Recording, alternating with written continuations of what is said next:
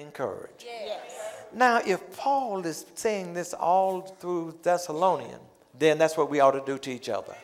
Will somebody say encourage? We ought to encourage each other. And he's encouraging them to do one big thing, live in a way that pleases God. Now, we've been talking about how we're justified by faith, and we can do a whole lot of things, but there are some things that we need to do just to please God, to show that we are different from other people. Watch this. God wants you to be holy, so you should keep clear of all sexual sin. Oh, my Lord. He says keep clear of what? All sexual sin. We got to deal with that. You know, there's some chapters in the Bible that hit you right in the face. I know somebody and they don't want to hear that today. But he said we got to keep clear of what kind of sexual sin?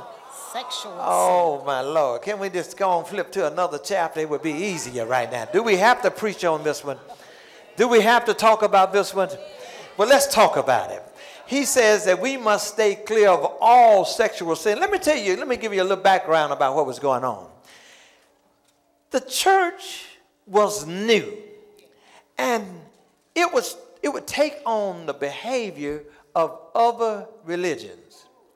And the other religions were fertility religions. They believed in having sex. Part of church service was an orgy. Did you hear what I said?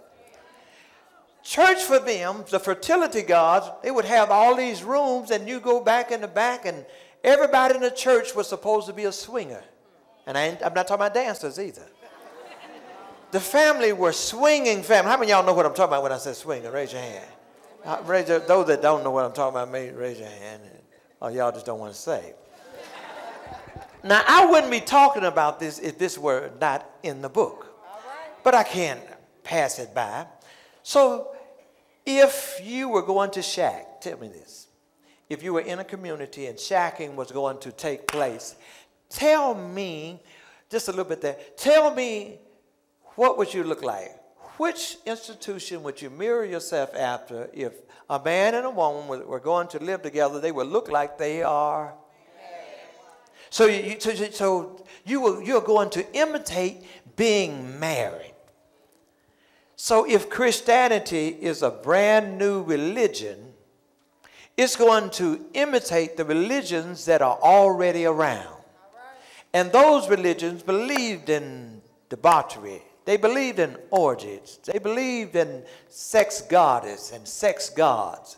So what Paul was doing was to say to them that even though they believed in this other stuff, you cannot pick up those kind of practices and still call yourself Christian.